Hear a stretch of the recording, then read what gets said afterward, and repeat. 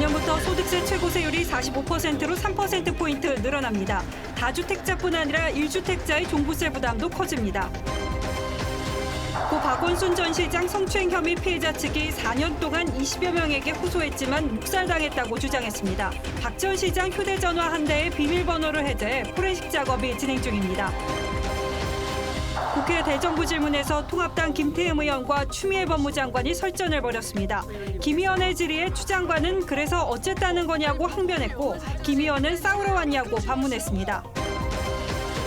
정세균 국무총리가 행정수도 이전 문제에 대해 헌법재판소의 위헌 결정 해결이 먼저라는 입장을 내놨습니다.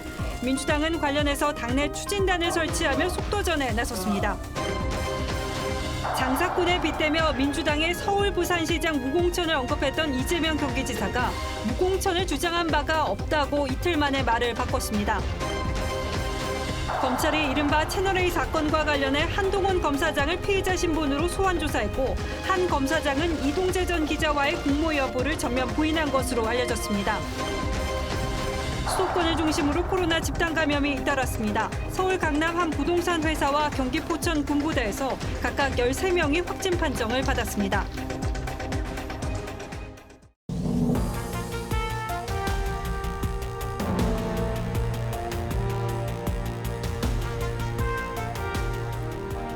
여러분 안녕하십니까? 뉴스9의 신동욱입니다.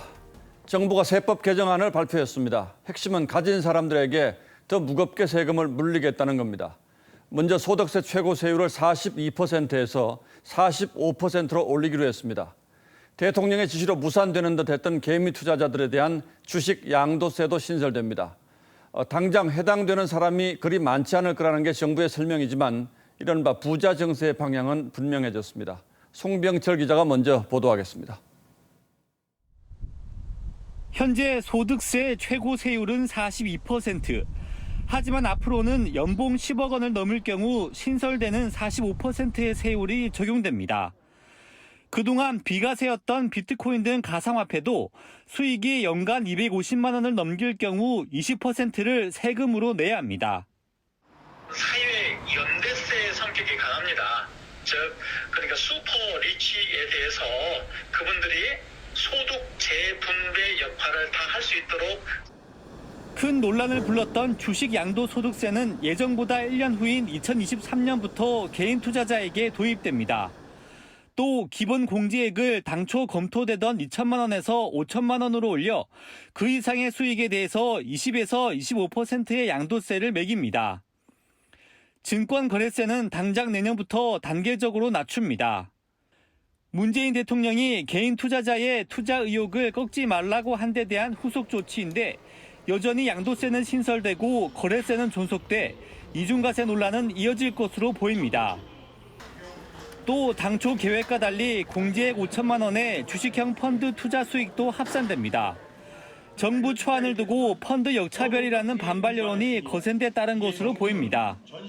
개인 투자자들을 응원하고 주식시장이 활성화되도록 금융투자세제를 개편하겠습니다. 정부는 또 내수 진작을 위해 신용카드 소득공제 한도도 한시적으로 30만 원씩 올린다고 밝혔습니다. TV조선 송병철입니다. 부동산 관련 세금도 대폭 인상됩니다. 종합부동산세의 최고세율이 2배가량 높아졌고 집을 샀다가 1년 안에 되팔 경우는 차익의 70%를 세금으로 걷어갑니다. 아파트 분양권도 주택수에 포함시키기로 해서 다주택자의 범위도 크게 넓어졌습니다. 김주영 기자가 이어서 설명하겠습니다. 당정은 이번 세제 개정안을 통해 다주택자를 대상으로 한 증세를 확실히 했습니다. 3주택자와 규제지역 2주택자들에 대한 종부세율을 최대 6%로 2배가량 높였고 일반 종부세율도 과표 구간별로 0.1에서 0.3%포인트 올렸습니다. 다주택자 및 투기적 수요에 대한 주택 보유 부담을 강화하되 실수요자의 세부담은 경감하도록 제도를 보완해야 할 것입니다. 양도세도 대폭 강화됐습니다. 주택을 1년 미만으로 보유했다가 팔 경우 차익의 70%, 2년 미만으로 보유하는 경우는 차익의 60%까지 양도세가 부과됩니다. 여기에 조정 대상 지역 내 다주택자의 경우엔 양도세가 10%포인트씩 추가됩니다. 주택 10년 이상 보유 시 세금 혜택을 주는 장기 보유 특별공제에는 실제 거주 요건을 추가했습니다.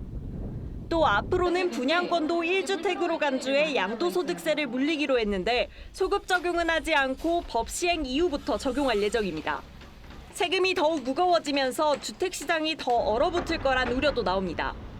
세금이 대폭 인상되게 되면 부동산 거래가 위축되면서 매물이 줄어들게 되고 약간의 수요만으로도 가격이 급등하는 현상이 정부는 입법 예고를 거쳐 9월 초까지 세법 개정안을 국회에 제출할 예정입니다.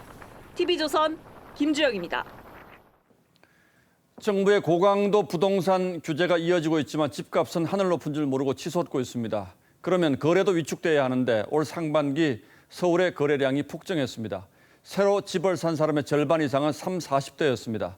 지금 집을 못 사면 영원히 못 살 거란 불안감이 그만큼 컸다는 반증일 겁니다. 동시에 정부의 말을 믿지 못하겠다는 민심도 읽혀집니다. 지선호 기자가 취재했습니다. 서울 노원구의 한 아파트 단지. 지난해 상반기 54건이었던 매매 건수가 올해는 160건으로 3배 늘었습니다. 근처 다른 단지도 상황이 비슷한데 30, 40대들이 실거주 목적으로 많이 찾았습니다.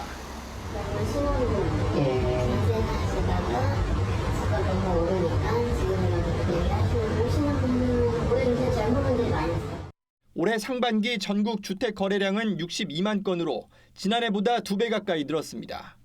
서울과 수도권은 매수자가 더 몰려 120%와 140%씩 증가했습니다. 주택 거래 중 70%는 아파트에 집중됐습니다. 아파트 거래는 30대와 40대가 주도했는데 특히 서울의 경우 지난달 거래된 아파트의 절반 이상을 30, 40대가 사들였습니다. 집값 상승에 불안감을 느낀 젊은 세대가 적극적으로 아파트를 산 것으로 분석됩니다.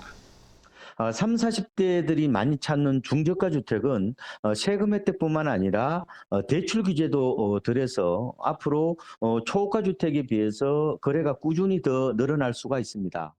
집값 상승 영향으로 주거용 부동산 가치는 2016년 말 4,005조 2천억 원에서 지난해 말 5,056조 8천억 원으로 3년 사이 1,000조 원 넘게 증가했습니다.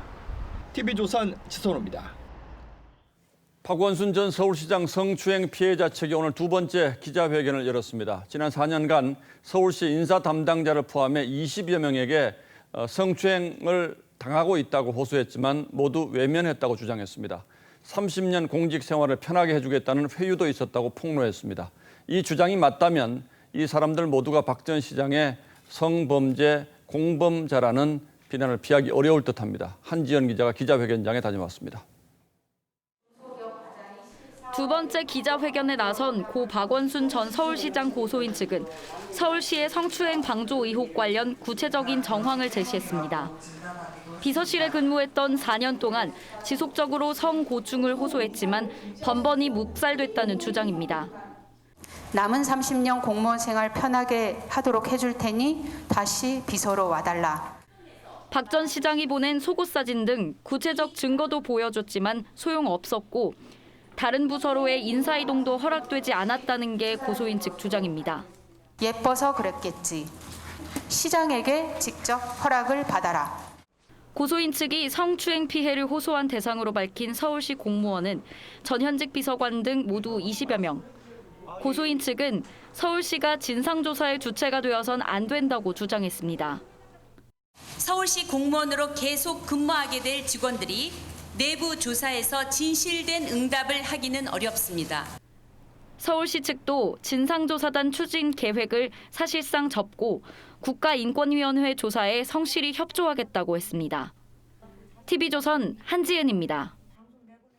그리고 새로운 의혹이 또 하나 불거졌습니다. 박 전 시장이 성추행으로 고소될 거란 사실을 경찰보다 검찰이 먼저 알았다는 겁니다.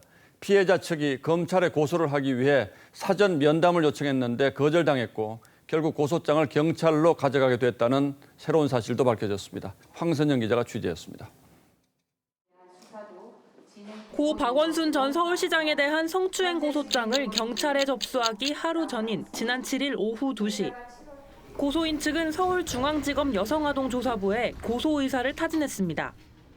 증거 확보의 필요성 때문에 고소를 하고 바로 피해자 진술이 필요해서 면담을 하고자 한다라는 말씀을 드렸습니다. 당초 면담을 거절했던 담당 부장은 피고소인이 박 전 시장이라고 하자 다음 날 오후 3시 면담 약속을 잡았다는 게 고소인 측 설명입니다. 피고소인이 누구인지 확인을 해야 면담에 대해서 검토하실 수 있다라고 해서 피고소인에 대해서 말씀을 드렸습니다. 하지만 당일 오후 6시 검찰이 면담 일정을 다시 취소했고 이튿날 피해자와 상의해 오후 4시 반쯤 서울지방경찰청에 고소장을 접수했다고 설명했습니다. 서울중앙지검 측은 사전 통화에 대해선 인정했습니다. 중요 사건임에도 조사에 소극적이었던 것 아니냐는 지적이 나오자 절차상 사전 면담이 어려우니 필요하다고 판단되면 절차에 따라 고소장을 접수하도록 안내했다고 해명했습니다. 다만 상급기관 보고나 외부에 알린 사실은 없었다며 유출 의혹은 강하게 부인했습니다. TV조선 황선영입니다. 이런 가운데 경찰이 박 전 시장이 남긴 휴대전화 한 대의 비밀번호를 확인하고 전화를 열었습니다. 그리고 본격적인 포렌식 작업에 들어갔습니다. 하지만 박 전 시장 성추행 의혹을 풀기 위한 본격적인 수사는 여전히 한계에 부딪혀 있습니다. 그 이유를 성민혁 기자가 취재했습니다. 고 박원순 전 서울시장의 관용 전화가 잠금 해제됐습니다. 경찰은 오늘 오후 유족 대리인과 서울시 관계자가 참관한 가운데 휴대전화 비밀번호를 풀었습니다. 비밀번호는 성추행 피해자 측 변호인이 제보한 것으로 확인됐습니다. 경찰은 포렌식 절차에 본격 착수했습니다. 경찰 관계자는 경찰청 디지털 포렌식 센터로 넘겨 휴대전화 전체 데이터를 복사하는 이미징 절차를 진행 중이라고 했습니다. 휴대전화는 풀렸지만 박 전 시장의 성추행 혐의나 피소사실 유출 의혹 등을 규명하기 위한 본격적인 분석은 할 수 없는 상황입니다. 서울시장실을 비롯해 정무라인 사무실이 있는 서울시청사 6층과 관용 전화에 대한 압수수색 영장이 어제 기각됐기 때문입니다. 서울중앙지법은 범죄 혐의 사실 소명 부족, 압수수색 필요성 소명 부족 등을 기각 사유로 꼽았습니다. 경찰은 당분간 보강 수사에 주력할 것으로 보입니다. 고소인 측은 아쉬움을 드러냈습니다. 변호사 입장에서는 매우 안타깝게 생각합니다. 압수수색을 하고 실체 진실 발견을 해나가고 싶었습니다. 경찰은 영장 재신청 여부를 검토하겠다고 했습니다. TV조선 성민혁입니다. 김태년 원내대표가 국회 발언으로 포문을 연 데 이어 여권 핵심부의 수도 이전 발언이 줄을 잇고 있고 민주당 내부에는 검토 실무단이 꾸려졌습니다. 정세균 국회의장도 과거 위헌 결정이 난 부분만 해소되면 이전이 가능할 것이라고 말을 보탰습니다. 통합당은 정부의 부동산 실책이 수도 이전 논란에 휩쓸리는 걸 경계하는 분위기입니다. 최원희 기자가 취재했습니다. 21대 국회 첫 대정부 질문에 나선 정세균 국무총리. 위헌 판결을 받아서 그런 부분들이 치유되어야 완전한 수도 이전이나 이런 것은 검토가 가능하다는 생각을 정치권에서 공감대를 만들면 국민들께서도 함께 해주시지 않을까 그렇게. 입법적 결단으로 행정 수도를 완성할 수 있다는 민주당 김태년 원내대표와 달리 개헌이 선결 조건이란 쪽에 무게를 둔 겁니다. 다만 세종시에 국회 분원을 여는 게 바람직하다는 의견을 냈습니다. 민주당은 여야 특위를 제안한 데 이어 당내 TF 구성을 검토하며 행정수도 이전 추진에 속도를 내고 있습니다. 포스트 코로나 시대의 시대 정신을 반영한다면 헌재 판결은 얼마든지 그때와 달라질 수 있습니다. 통합당은 행정수도 이전 논의가 부동산 실정을 덮기 위한 노림수라고 보고 있지만 당 일각에서는 검토할 만하다는 의견도 나왔습니다. 충청 출신 5선의 정진석 의원은 개헌을 전제로 방향성에 동의한다고 했고 오세훈 전 서울시장도 전향적으로 검토할 필요가 있다고 했습니다. 어제 여론조사에서는 찬성 의견이 더 많았습니다. TV조선 최원입니다. 수도 이전의 가장 현실적인 걸림돌은 과거 헌재가 이미 위헌 결정을 내렸다는 겁니다. 그럼에도 불구하고 여권에서 이 논의에 다시 불을 지핀 이유는 무엇인지 그리고 실현 가능성은 있는 얘기인지 따져보도록 하겠습니다. 자, 윤슬기 기자. 네. 헌재가 위헌 결정을 내린 건 언제입니까? 네, 노무현 정부 시절인 2004년이었습니다. 당시 신행정수도법이 위헌 결정을 받았고 그렇기 때문에 어떻게 행정수도 이전을 재추진할 수 있냐는 게 지금의 가장 큰 쟁점이죠. 헌법재판소는 당시 관습 헌법상 이 수도는 서울이고 또 수도는 입법 기능을 수행하는 곳이어야 하며 대통령이 활동하는 장소라고 정의했습니다. 그러니까 수도는 서울이라는 거는 헌법 명문에만 없을 뿐 헌법으로 봐야 한다는 뜻이죠. 예, 당시에도 이 관습 헌법이라는 걸 두고 큰 논란이 있었던 기억이 나는데 그러나 어쨌든 이 결정이 유효한 이상 수도 이전은 불가능한 것 아닙니까? 네, 그래서 이 결정이 변경될 것이라는 주장이 여권 일각에서 나오는데요. 국회가 앞으로 수도 이전 법률을 제정할 경우 수도 이전 반대 여론도 지금 만만치 않은 상황이기 때문에 이 법률에 대한 위헌 소송이 제기될 가능성이 매우 높습니다. 그러면 헌법재판소가 이를 다시 심리를 해야 되는데요. 16년 전과 달리 합헌 결정을 내릴 수도 있다고 하는데요. 전문가 얘기 들어보실까요? 예. 간통제 있잖아요. 옛날에 합헌이 근데 그게 위헌으로 됐잖아. 그런 식으로 헌재에서 위헌 나와도 또 합헌으로 바뀔 수도 있는 거고 물론 그걸 바꾸는 데는 많은 이론이 필요하겠죠. 그러니까 수도 이전을 위한 새로운 법이 만들어지고 여기에 대해서 헌재가 다시 심리를 하면 그때와 달리 합헌 결정을 내려줄 수도 있다 이런 얘기죠. 그렇습니다. 자, 그러나 이렇게 하기에는 시간도 많이 걸리고 또 헌재가 반드시 합헌 결정 내려줄 거라는 보장도 없잖아요. 그럼 다른 방법은 없습니까? 네, 개헌이 있습니다. 관습 헌법상 수도는 서울이란 건 바꿔 말하면 헌법을 바꾸면 이 수도는 서울이란 등식을 바꿀 수도 있다는 뜻이기도 하죠. 개헌을 통해 예를 들어 대한민국 수도는 법률이 정한다. 또는 대한민국 수도는 서울이고 행정 수도는 세종시다. 이러한 조항을 신설하는 방안도 거론이 됩니다.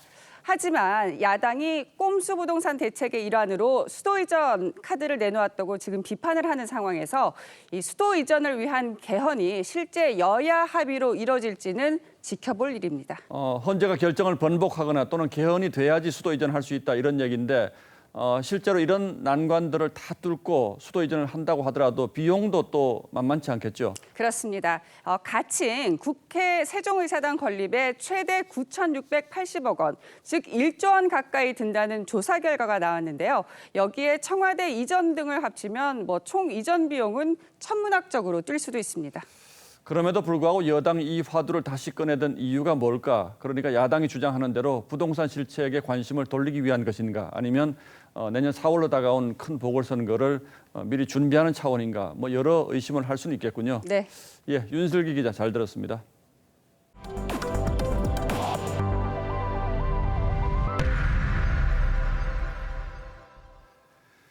국회에서는 오늘 대정부 질문이 있었습니다. 요즘 가장 주목받는 국무위원인 추미애 법무장관도 출석을 했는데 야당과의 설전이 대단했습니다. 협치는커녕 국회가 완전히 싸움판이 됐습니다.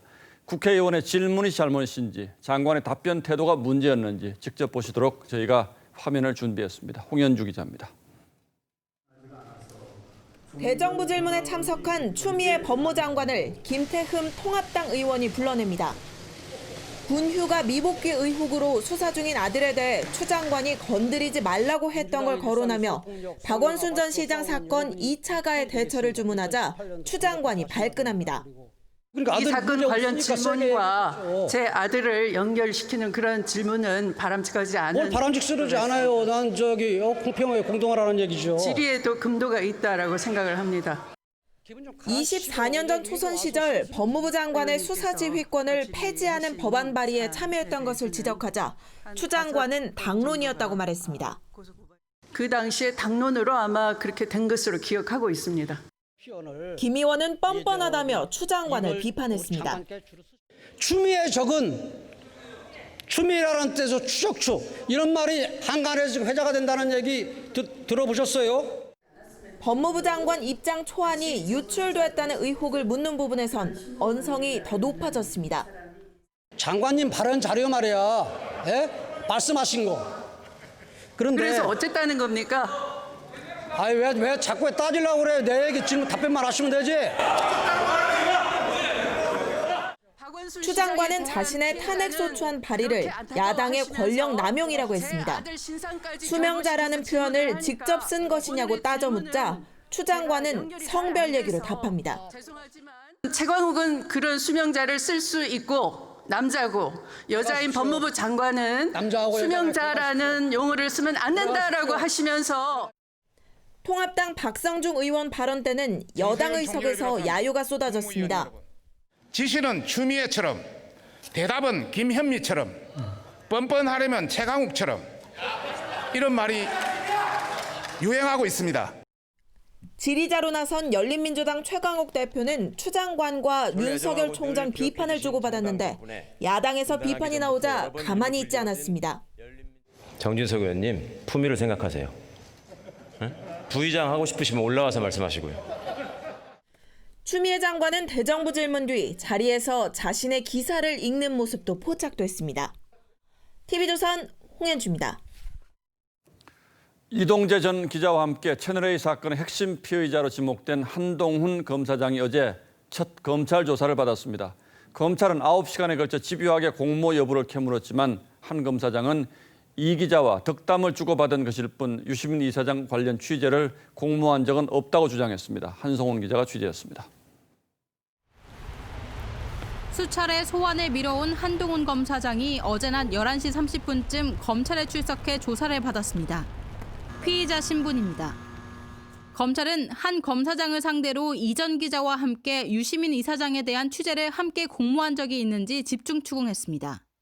수사팀은 이 대화가 공모를 뒷받침한다고 봤지만 사실 교도소에 편지를 썼거든요. 이렇게 당신 어차피 자네들이 너 다 버릴 것이고 너 그런 거 하다가 한두 걸리면 되지. 한 검사장은 이미 언론에 제기된 의혹이기 때문에 해볼만 하다는 취지로 덕담을 했다고 주장한 것으로 알려졌습니다. 조사는 저녁 8시 30분까지 9시간가량 이어졌습니다. 한 검사장은 조서 열람도 하지 않은 채 귀가한 것으로 전해졌습니다. 한 검사장은 모레 열리는 수사심의위에도 직접 출석해 의견을 진술합니다. 수사심의위에는 수사팀과 이 전 기자의 편지를 받은 이철 전 대표도 직접 출석하기로 해 치열한 공방이 예상됩니다. 검찰은 수사심의위 이후 한 검사장의 신병 처리 여부를 결정할 예정입니다. TV조선 한송원입니다. 자, 이런 가운데 이동재 전 기자 측이 녹취록에 이어서 실제 목소리 파일까지 모두 공개했습니다. 녹취록과 실제 대화 사이에 뉘앙스의 차이가 있다는 검찰의 주장을 반박하기 위한 것으로 보입니다. 당시 실제 대화 상황은 어땠는지 여러분도 직접 한번 들어보시기 바랍니다. 백연상 기자입니다. 이동재 전 채널A 기자 측이 공개한 한동훈 검사장과의 음성 녹취 파일입니다. 수사는 그냥 수사대로 따라가되 우리는 너는 유시민만 좀 찾아라 했고 이철 막 와이프 찾아다니고 막 이러는데. 그건 해볼만 하지. 네. 어차피 유시민도 지가 불었잖아. 이 사람 먼저 지가 불기 시작하잖아. 대부분 녹취록과 비슷했고 다른 건 단어 한두 개였습니다. 녹취록에는 그런 거 하다 한 건 걸리면 된다로 말한 걸로 돼 있는데 녹음 파일에는 한두 개 걸리면 되지로 되어 있습니다. 그런 거 하다가 한두 걸리면 되지. 이 대목은 구속영장 유출 의혹이 제기된 MBC 기사가 이 기자 측의 녹취록보다 정확했습니다. 이 전 기자 측은 수감 중인 이철 전 VIK 대표에게 보낸 편지 일부도 공개하면서 강요미수 혐의를 적극 부인했습니다. 앞서 이철 전 대표는 이 전 기자의 편지를 받은 뒤 가족에게 검찰이 수사를 시작했다. 기자가 나에게 보내온 편지의 내용처럼 진행하려고 하는 것 같다는 내용의 편지를 보냈고 이것이 공포심을 느낀 증거라고 주장하고 있는 것으로 알려졌습니다. 채널A 사건 제보자의 변호인인 황희석 열린민주당 최고위원은 이 전 기자와 한 검사장의 전화통화 녹음도 공개하라고 주장했습니다. TV조선 백연상입니다. 한명숙 전 총리의 유죄를 입증하기 위해서 검찰이 거짓 증언을 강요했다는 진정에 대해서 서울중앙지검 조사팀이 한 달 동안 조사를 마쳤습니다. 그 결과 위증을 강요하지 않았다는 진술과 증거가 여럿 제출됐다. 즉 위증 강요는 없었다는 잠정 결론이 내려진 것으로 알려졌습니다. 이제 대검의 최종 결정만 남았는데 이대로 결정된다면 그동안 재판 과정에 문제가 있었다고 주장해온 여권은 물론 추미애 장관도 타격이 불가피해 보입니다. 김태훈 기자가 보도합니다. 서울중앙지검 인권감독관실이 지난 10일 한명숙 전 총리 진정 사건 조사를 종료하고 대검찰청에 경과를 보고했습니다. 검사 2명을 보강해 본격적으로 조사에 나선 지 한 달여 만입니다. 조사 대상은 의혹을 제기한 재소자 2명과 당시 수사팀입니다. 당시 수사팀은 이번 조사에서 기존 피의자 조서에 넣지 않았던 재소자들의 진술 기록들을 찾아 제출했는데 위증 강요는 없었다는 수사팀의 주장을 뒷받침하는 자료들인 것으로 알려졌습니다. 진정을 낸 한모 씨는 인권감독관실의 조사를 거부했습니다. 광주 지역에 수감 중인 한 씨는 지난 6일 광주지검에서 대검감찰부의 조사를 받았습니다.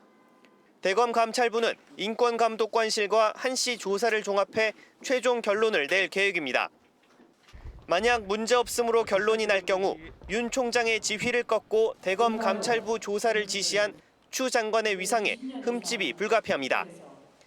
반대의 결론이 난다면 윤 총장의 입지 축소와 함께 검찰권 남용에 대한 내부 갈등도 격화될 가능성도 있습니다. TV조선 김태훈입니다. 수도권을 중심으로 코로나 집단 감염이 잇따랐습니다. 먼저 서울 상황 전하면 서울 강남 한 부동산 회사에서 어제 오늘 합해서 13명이 확진 판정을 받았습니다. 불안을 조장할 필요는 없겠습니다마는 주의는 분명 필요한 시점입니다. 황병준 기자입니다. 서울 강남의 한 건물입니다. 이곳에 입주한 부동산 관련 회사에서 지난 18일 첫 확진자가 나온 데 이어 오늘은 12명이 양성 판정을 받았습니다. 한 사무실에서 있다 보니까 집단으로 발병한 건데 소규모 콜센터 기획부동산 콜센터예요. 이 회사 관련 확진자 가운데 직원은 9명, 직원의 가족은 4명으로 확인됐습니다. 강서구 요양시설에서도 이용자 3명이 추가 확진되면서 누적 확진자는 15명으로 늘었습니다. 서울 송파구 교회에선 그제 첫 확진자가 나온 뒤 오늘 3명이 추가로 감염됐고 V빌딩 관련해서도 1명이 늘어 총 확진자는 25명으로 늘었습니다. 주 초반 하루 2명까지 떨어졌던 서울의 신규 확진자가 노인시설과 교회 등을 통해 다시 늘어나자 방역당국은 방역수칙 준수를 거듭 당부했습니다. 조금이라도 방심하면 기하급수적으로 증가하는 게 코로나19의 특성입니다. 해외 유입 확진자는 우즈베키스탄 11명, 필리핀 7명 등 총 34명이 나왔습니다. 정부는 귀국을 희망한 이라크 근로자 297명을 데려오기 위해 내일 전세기 2대를 띄우기로 했습니다. TV조선 황병준입니다. 경기 포천 군부대에서도 집단 감염이 이어졌는데요. 13명이 한꺼번에 확진 판정을 받았습니다. 계속해서 윤동빈 기자의 보도입니다. 국방부는 경기도 포천에 위치한 육군 8사단에서 코로나 확진자 13명이 나왔다고 밝혔습니다. 올해 초 제주 해군부대, 지난 5월 사이버 사령부, 지난달 과천 안보지원사령부에 이어 4번째 집단 감염 사태가 발생한 겁니다. 현재 해당 부대 주둔지 병력 전원은 부대 전체가 격리된 상태이고 외부인 출입도 통제된 상태입니다. 최초 감염자인 병사 2명은 지난달 초 휴가를 다녀왔고 이 가운데 1명은 지난 10일 외출도 다녀온 것으로 파악됐습니다. 이 2명의 병사는 이틀 전 발열 증상을 보였고 포천 인근 병원에서 유전자 증폭 검사를 받은 결과 양성 판정을 받았습니다. 오늘까지 부대 전 병력 220명을 대상으로 전수 검사를 진행한 결과 밀접 접촉자 11명이 추가로 확진 판정됐습니다. 현재 경기도 포천 군부대 인근 상가들은 손님 발길이 뚝 끊긴 상태입니다. 주민 오늘 하나도 안 나왔어요. 저희 집은. 다른 데는 모르겠지만. 군 당국이 진행하고 있는 전수조사와 역학조사 결과가 아직 나오지 않아 확진자가 더 늘어날 가능성도 있습니다. TV조선 윤동빈입니다. 정수장에서 정화된 물은 배수지를 거쳐서 가정으로 공급되죠. 저희 취재진이 유충 10마리가 나온 인천의 한 배수지를 가봤더니 부랴부랴 환기구에 방충망을 설치한 모습이었습니다. 유충이 달리 발생하는 게 아닙니다. 강석 기자가 다녀왔습니다. 인천 청라 주민 10만여 명에게 먹는 물을 공급하는 청라 배수지입니다. 공무원들이 지하 배수지에서 거름망으로 유충을 모니터링합니다. 청라 배수지에선 지난 14일부터 사흘 동안 유충 10마리가 나왔습니다. 인천시는 이 배수지가 밀폐된 지하 구조라고 밝혔지만 현장을 가보니 외부와 연결된 환기구에서 허점이 발견됐습니다. 산 중턱에 자리 잡아 날벌레 등이 많은데도 방충망조차 없었습니다. 지하 배수지와 연결된 환기구입니다. 인천시는 수돗물 유충 사태가 발생한 다음 서둘러 방충망을 설치했습니다. 방충망 안쪽에서도 작은 날벌레가 포착됐지만 인천시는 살균력이 높은 염소가스가 배출되는 곳이라 날벌레가 들어갈 가능성이 없다고만 합니다. 염소가스가 이렇게 나오는데 거기가 벌레가 자기가 날아가 들어갈 가능성은 사실은 이제 저희는 없다고 보는데 또 혹시 몰라서 이제 방충망을 한 거죠. 지난 9일 수돗물 유충 문제가 처음 불거진 인천에서는 지금까지 정수장 2곳과 배수지 7곳, 가정집 등 모두 211곳에서 유충이 발견됐습니다. TV조선 강석입니다. 고 최숙현 선수의 선배이자 가해자로 지목됐던 경주시청 김모 선수가 감독의 조직적인 은폐 시도가 있었다고 국회에서 증언했습니다. 가혹행위 관련 조사가 시작되자 감독이 전현직 선수들에게 폭력이 없었다는 거짓 진술을 강요했다는 겁니다. 박상준 기자입니다. 고 최숙현 선수에게 폭행과 폭언을 자행해 철인 3종협회 스포츠 공정위로부터 10년 자격정지 징계를 받았던 남자 선배 김모 씨.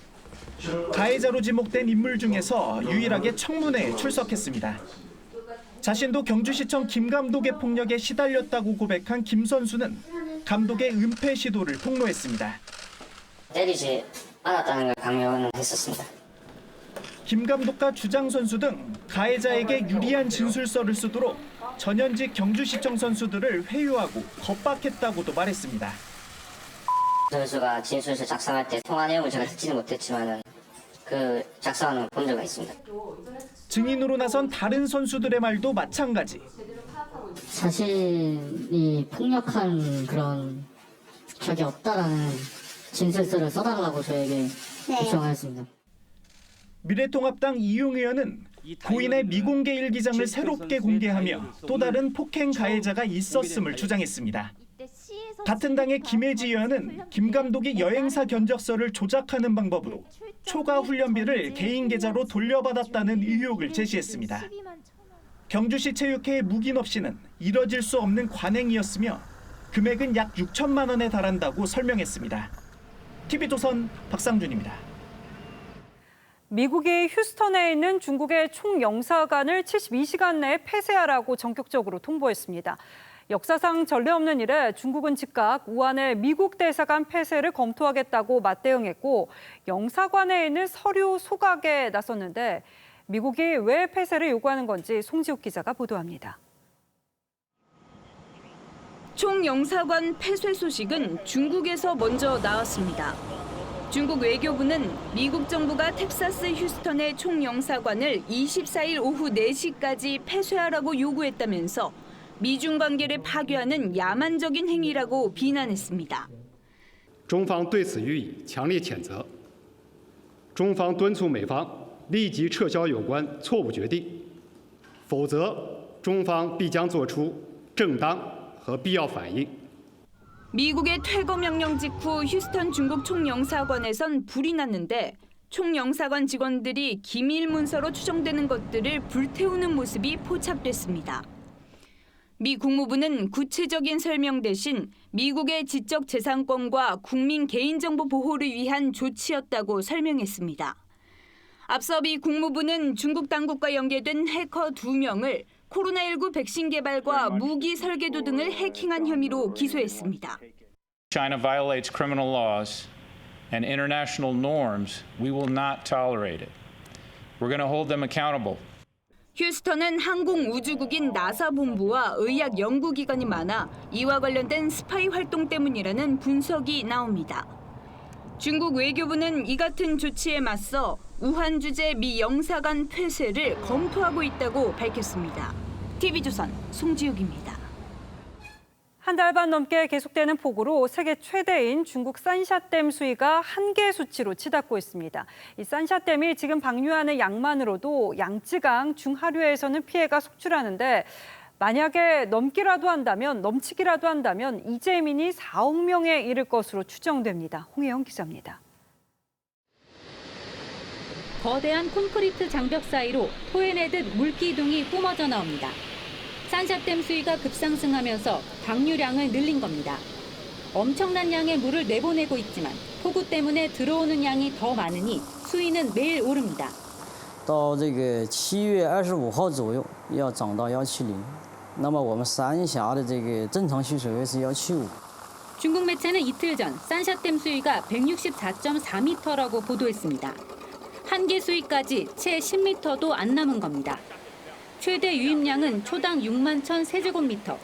1초마다 올림픽 규격 수영장 24개를 동시에 채울 양입니다. 산샤댐이 무너지면 주변 지역은 물론 중국 동남부 곡창지대가 물에 잠기고 상하이와 난징 등 대도시 주민 4억 명 이상의 이재민이 발생할 수 있습니다. 이미 산샤댐 방류로 양쯔강 중하류는 물폭탄을 맞았습니다. 후베이성에선 대규모 산사태로 도로가 갈라지고 하천이 끊겼습니다. 마을은 처참하게 무너져 내렸습니다.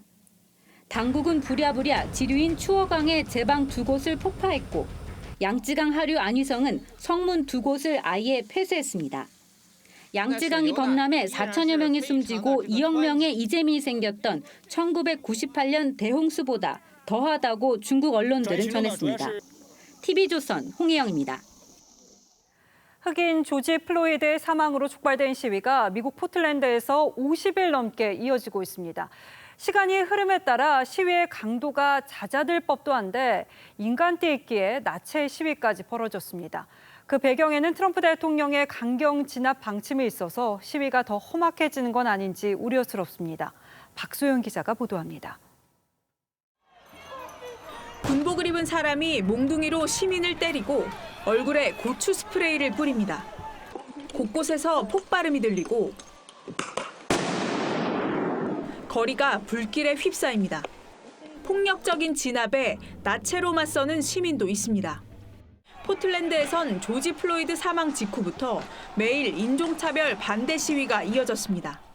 그런데 트럼프 대통령이 이를 진압하겠다며 국경 순찰대 등 무장한 연방요원 2,000명을 투입하면서 시위대나 연방요원 모두 격렬하게 대립하고 있는 겁니다. And I think moms and just ordinary people out here, if they see that, they'll realize that the narrative that the Trump administration is putting out is another lie.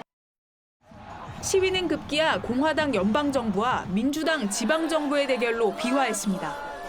트럼프가 이 상황에서 미국 주요 도시에 더 많은 요원을 파견하겠다고 경고하자 민주당 소속 시장들은 거세게 반발했습니다. It's unconstitutional, it's an affront to democracy, but let's stay safe and let's remember we're in the midst of a pandemic. 외신들은 트럼프가 강한 이미지를 각인시키려고 강경하게 대처하는 거라고 분석했습니다. TV조선 박소영입니다. 다음 뉴스입니다. 내년 서울, 부산시장 보궐선거에서 민주당은 후보를 내지 말아야 한다. 장사꾼도 그렇게는 하지 않는다고 했던 이재명 경기지사가 이틀 만에 완전히 딴 사람처럼 말을 바꿨습니다. 나는 그런 말 한 적이 없다고 했습니다. 어떤 속사정이 있었는지 최지원 기자가 취재했습니다.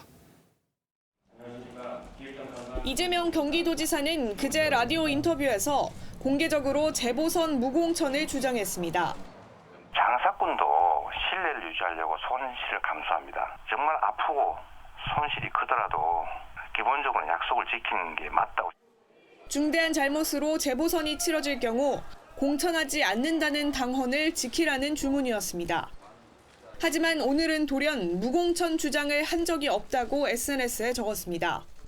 무공천 논의는 중대한 잘못을 전제로 하기 때문에 잘못이 없다면 책임질 이유도 없다며 말을 바꾼 걸 합리화한 겁니다. 그러면서 대국민 약속도 불가피하다면 어겨야 한다고도 했습니다. 하지만 그제 라디오에서는 무공천을 2번이나 주장했습니다. 공천하지 않는 게 맞다고 생각하고요. 약속을 지키는 게 맞고요. 무공천하는 게 저는 맞다고 보고. 이 지사가 말을 바꾼 데는 그제 민주당 이해찬 대표가 고위 전략회의에서 그렇게 말할 필요가 있냐며 질타한 게 영향을 줬다는 분석이 많습니다. 지지자들 사이에서도 비판이 쏟아지면서 진화에 나섰다는 해석이 나옵니다. 정치라고 하는 게 현실인데 또 말로 어디 해놨다고 해서 반드시 그렇게 하면 그 바보 아니냐 그거. TV조선 최지원입니다. 청와대가 다음 주 중으로 참모 교체를 할 거란 말이 나오고 있습니다. 예상되는 규모도 10여 명으로 적지 않습니다. 특히 강남의 집을 2채 가지고도 처분 의사를 제대로 밝히지 않아서 논란이 됐던 김조원 민정수석의 거취를 두고 교체 1순위다 아니다, 유임이다. 여러 엇갈린 보도가 쏟아지고 있습니다. 그 뒷얘기는 청와대를 취재하는 김보건 기자가 설명하겠습니다. 당초 김조원 민정수석은 교체 1순위로 꼽혔습니다. 강남 다주택자인 김 수석은 노영민 비서실장의 이달 말 처분 권고에 반발해 주변에 사퇴 의사까지 밝혔던 것으로 알려졌지만 며칠 새 유임으로 기류가 바뀌었다는 얘기가 나왔습니다. 청와대 관계자는 김 수석이 정부 정책에 따르기 위해 노력 중인 걸로 안다며 강남주택 2채 중 1채를 매각키로 했음을 시사했습니다. 노 실장과 불편한 관계로 알려진 김 수석이 유임된다면 문재인 대통령의 신임을 재입증하게 되는 셈입니다. 반면 김 수석 교체를 전제로 김호수 전 차관과 신현수 전 국정원 기조실장 검증이 진행 중이며 특히 김 전 차관이 앞서 있다는 얘기도 나옵니다. 여권 관계자는 대통령이 김 전 차관을 곁에 두기 위해 국민권익위원장으로 보내지 않은 것으로 안다고 했습니다. 노영민 실장은 유임으로 가닥이 잡혔고 김상조 정책실장과 김현명 사회수석 등 정책 라인은 교체 대상에 포함된 것으로 전해졌습니다. 김상조 실장까지 교체 대상에 포함될 경우 비서관급까지 10명 이상으로 인사폭이 커질 수 있습니다. 교체 대상인 강기정 정무수석 후임엔 박수현 전 대변인과 최재성 전 의원이 거론되며 김육은 안보실 1차장 후임엔 서주석 전 차관이 유력한 것으로 알려졌습니다. TV조선 김보건입니다. 세계적 희귀동물인 자이언트 판다가 우리나라에서 처음으로 태어났습니다. 200g도 채 안 되는 아기 판다 탄생의 순간을 이태용 기자가 전합니다. 자이언트 판다 암컷 아이바오가 괴로운 듯 바닥에 누워 있습니다. 거친 숨을 몰아쉬며 산통에 몸부림칩니다. 1시간 반의 산고 끝에 아기 판다 출산에 성공합니다. 길이 16.5cm, 몸무게 197g의 암컷 아기 판다는 최초로 한국에서 태어난 자이언트 판다입니다. 에버랜드는 산모와 아기 판다 모두가 건강한 상태라고 전했습니다. 판다가 그 가임기가 1년에 길어도 3일 정도밖에 되지 않는 지금 우리나라에서 최초로 번식이 성공을 했다는 것은 아주 굉장히 큰 의미가 있다고 보시면 되겠습니다. 엄마인 아이바오와 아빠인 러바오는 지난 2016년 시진핑 중국 국가주석이 우리나라에 보낸 선물로 중국 스촨성에서 2,400km 거리를 날아와 경찰의 에스코트를 받으며 에버랜드로 옮겨져 4년 동안 생활해왔습니다. 다만 자이언트 판다는 중국의 국보기 때문에 한국에서 새로 태어난 아기 판다는 몇 년 뒤 중국으로 돌아가야 합니다. 보통 이제 얘네들이 야생에서는 단독 생활을 하잖아요. 그래서 어른이 되면 야생으로 돌려보냅니다. 그래서 4, 5년 후에 이제 중국에 이제 그 서식지에다가 돌려보낼 거예요. 에버랜드는 아기 판다를 당분간 일반에 비공개하고 SNS를 통해 성장 과정을 공개할 예정입니다. TV조선 이태용입니다. 몽공 침입으로 사라졌던 신라시대 최대 사찰 황룡사가 800년 만에 디지털 기술로 복원됐습니다. 증강현실 기술을 이용해서 텅 빈 터에 가장 화려했던 시절의 모습이 재현됐습니다. 이루라 기자입니다. 공터 위 황룡사라고 써진 마커에 태블릿 PC 화면을 맞추자 마커를 중앙에 인식해주세요. 목조 건물이 눈앞에 펼쳐집니다. 신라시대 최대 사찰이었던 황룡사입니다. 800년 전 몽골군의 방화로 소실된 뒤 터만 남아있는데 증강현실 기술로 황룡사 일부를 실제 크기로 구현해냈습니다. 이번에 복원된 부분은 황룡사가 가장 크고 화려한 시절로 짐작되는 통일신라 시기의 중문과 그 양쪽으로 270여 미터 뻗어져 있는 남회랑. 2층도 올라가 볼 수 있고 곳곳에 유물 위치까지 표시돼 실제 모습이 어땠을지 상상이 가능합니다. 기존의 증강현실 같은 경우에는 그 정확하게 위치 정합이 안 되는 문제들이 좀 있었습니다. 그런 것들을 이제 해결해서 유적에 정확히 건물이 앉을 수 있도록 한 것들이 있고요. 과거 돈이문처럼 소실된 유적에 대한 디지털 복원은 있었지만 이번에는 체험자와 유적과의 거리까지 계산해 훨씬 더 원근감을 살렸습니다. 계절에 따른 외부 풍경도 반영해 황룡사의 사계절을 감상할 수 있습니다. 국립문화재연구소는 2024년까지 황룡사의 금강, 그리고 대표 유물인 9층 목탑까지 디지털로 완벽 복원한다는 계획입니다. TV조선 이루라입니다. 유럽 생활을 마치고 국내에 복귀를 신고한 기성용이 제2의 전성기를 예고했습니다. 강등 위기인 FC 서울을 살릴 수 있을지 장동욱 기자입니다.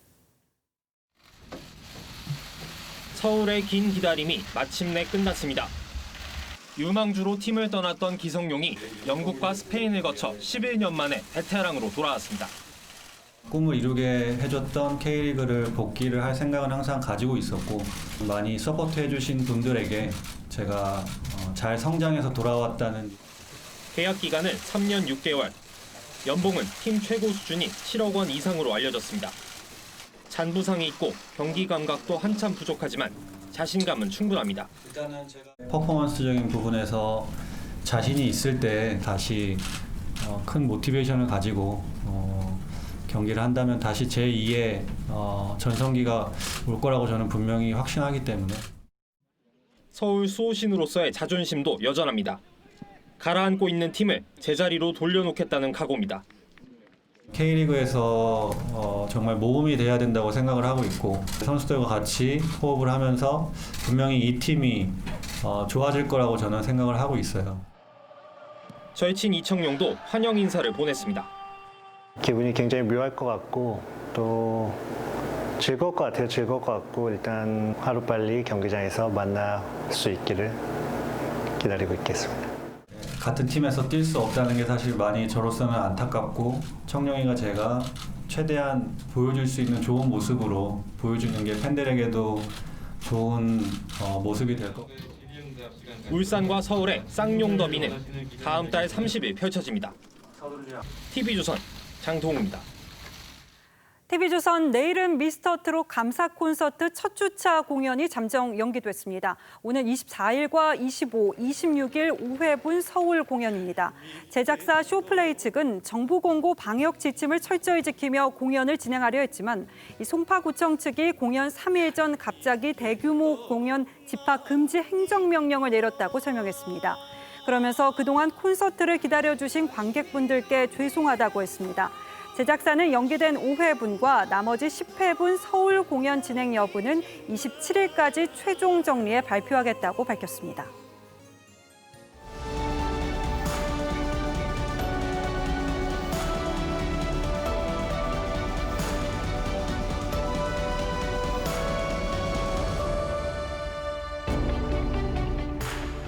지난해 중국에서 열린 국제바둑대회 결승전입니다.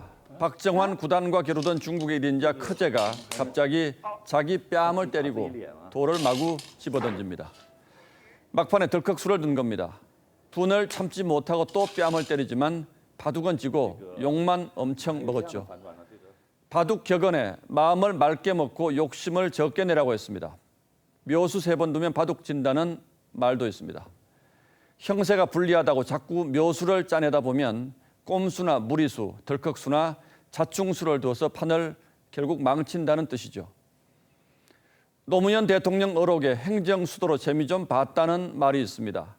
지지율 열세였던 대선 석 달 전 행정수도 공약을 들고 나와 충청권에서 충청 출신인 이회창 후보보다 무려 26만 표를 더 얻었습니다.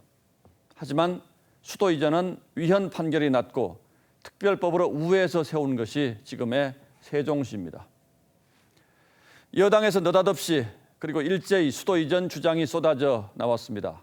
김태년 민주당 원내대표가 수도권 과밀과 부동산 문제를 완화할 수 있다며 내민 행정 수도 이전 카드가 신호탄이라도 되듯 일사불란한 움직임입니다. 지역 균형 발전은 반드시 해야 할 우리의 숙제입니다. 하지만 수도 이전은 국가 모든 부문에 큰 영향을 미치는 중대하고도 논쟁적인 의제입니다. 여당 원내대표 연설처럼 부동산 문제 해결 수단일 수는 결코 없습니다. 오죽하면 정의당까지 부동산 실패를 모면하려는 국면 전환용 선거용 카드가 아니길 바란다고 했을까요? 더구나 지금은 온 국민이 힘겹게 코로나와 싸우며 팍팍한 삶에 허덕이는 국난 상황입니다. 이런 위기 속에서 뜬금없는 천도 논란이 벌어지면 자칫 나라가 두 쪽 날 수도 있습니다. 우리 역사에서 천도는 크게 세 가지가 있었습니다. 국가의 미래를 생각한 천도, 정치적 계산이 깔린 천도, 그리고 피란 가는 천도였습니다. 지금 여당의 천도로는 어떤 것이라고 보십니까? 귀신 같은 형세 판단으로 신산이라고 불린 이창호 구단의 명언을 돌아봅니다. 한 건의 맛을 들이면 암수의 유혹에 쉽게 빠져들게 됩니다. 괴롭지만 정수가 최선입니다. 마음이 딴 데 가 있으면 묘수처럼 보여도 무리수가 되고 결국에는 자충수가 되기 마련입니다. 7월 22일 앵커의 시선은 묘수는 묘수인데 였습니다.